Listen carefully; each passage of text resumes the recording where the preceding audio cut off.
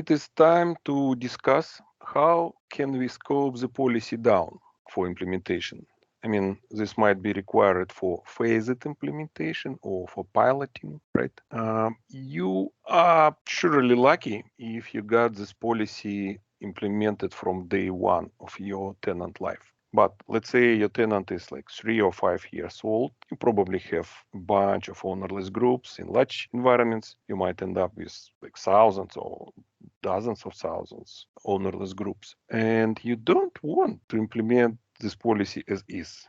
You probably want to be fully confident in policy behavior, in how it works, like everything. So you probably want to implement this policy in production, but against a small subset of your ownerless groups.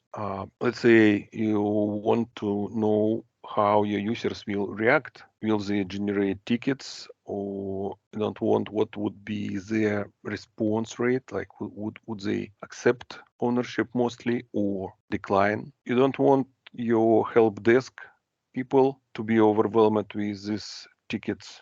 So you also want to be sure that email your users will be getting as notifications looks exactly as you want. Implementing the policy in stage or test environment definitely helps in terms of you can finalize again your email or get a general understanding how the policy works. But actually this policy rely heavily on users activity, but usually we don't have much users activity in stage environments.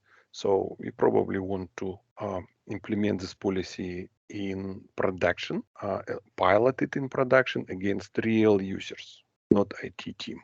And here we need to understand one very important policy behavior, very important. And the behavior is when policy send all the notification, policy will not be sending any notifications anymore.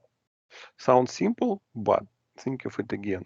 Let's say you specified 3 weeks, right? So during 2 weeks, policy will send 3 notifications.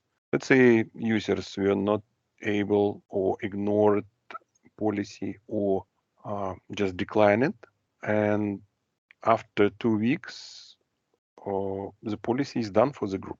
So you do not have any more chances to notify anybody else that this group is ownerless.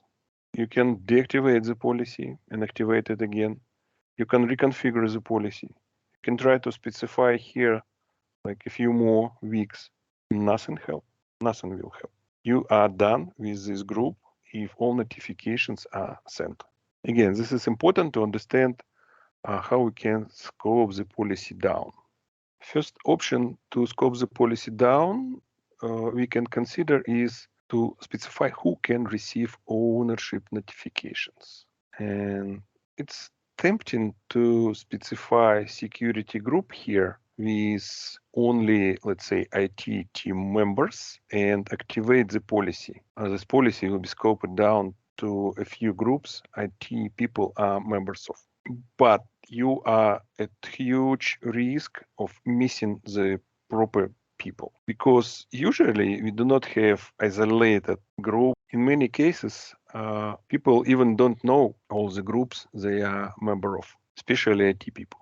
Simple scenario. Let's say some marketing group like with 50 members invited like a year ago IT person to help them in something. So if you specify here this IT person, so he will be getting notifications of this group, not marketing people. And after 2 weeks, you don't have any more chances to send notifications to proper people. So I would strongly recommend not to use this option for phased implementation. There might be some valid scenarios to use this option, but it really depends on your organization policy of your organization rules. Some examples are, let's say you want only managers of some level and upper to be group owners. So in this case, you would specify hello, and you would specify here only managers. So for all groups, only managers will be getting notifications. The other scenario might be, let's say you want only employee to be group owners. You don't want contractors to be, or guest users to be group owners, right? Well, guest users will never be group owners, but yeah, let's say we want to block contractors. So in this case, we would specify block certain active members and contractors here. But again, this really depends on your organization. In most cases, you would select here for piloting and for phased implementation all active members and go straight forward to groups. And this is where we can actually scope the policy down for piloting. We can just select some ownerless groups here. So the policy would work only against these groups, including all the group members. There are some limitations. For example, you can specify only 50 groups here. You cannot specify more than 50. Also, you can configure the policy only using GUI. So no PowerShell, no programming, no API. So you can specify like 50 groups here as a list, right? So you have to select all the groups manually from here. It might work if you have small environment for phased implementation.